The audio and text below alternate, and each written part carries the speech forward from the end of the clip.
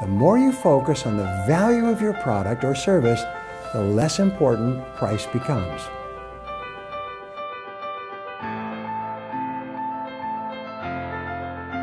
Hello, I'm Brian Tracy, and today I want to talk to you about a very common question I get: how to sell value versus selling price. One of the great areas that I work on with corporations all over the world is called the value proposition, or the customer value offering. What it basically says is that customers buy your value or service because they anticipate enjoying a value that they would not have in the absence of your product or service. People don't buy products, they buy the results the product will give them. Now, I've trained more than 2 million salespeople in 75 countries, and I teach them all the same thing: sell the value and the benefit of your product or service to your customer.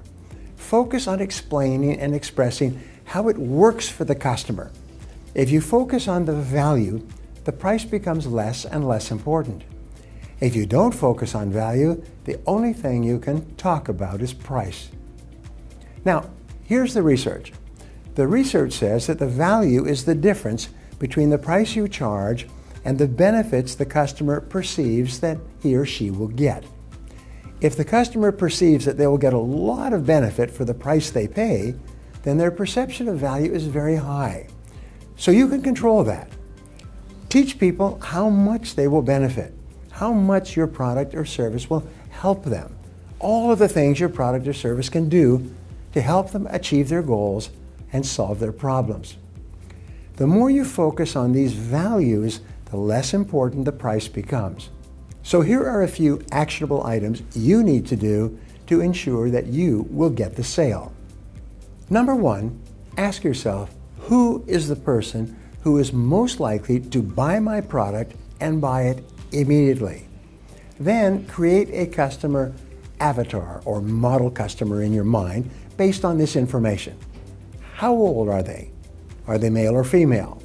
Do they have children? How much money do they earn? What is their level of education?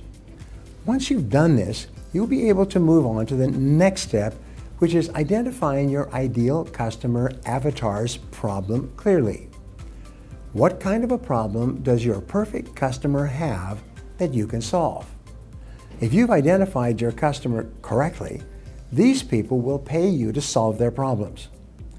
Sometimes the problems are obvious and clear. Sometimes the problems are not obvious or unclear. Sometimes the problems do not exist for the customer. If the problem does not exist, the customer will not buy your product, even if the customer does not believe or see or understand that the problem exists. Finally, make a list of all of the benefits of your product or service and the ways it will solve your customers' problems. The more benefits and solutions you can clearly provide to your customers, the less they will be able to deny that your product will solve their problem. Before we wrap up, I'd like to leave you with a thought to share with your friends and followers. Here it is. The more you focus on the value of your product or service, the less important price becomes. These are my strategies for selling value versus selling price. If you haven't seen my other videos about building your sales skills, take a look. Now, I'd love to hear from all of you. What other tips do you have on how to show value to your customers? Leave a comment below, and I'll be sure to follow up with you.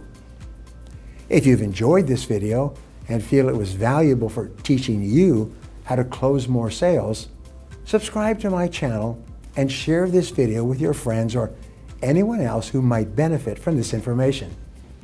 Thanks for watching, and remember, if you want to change your future, take action, and take action now. To learn more proven sales methods to increase your sales and income, register for my free 3-part video training series by clicking the link on the screen or in the description.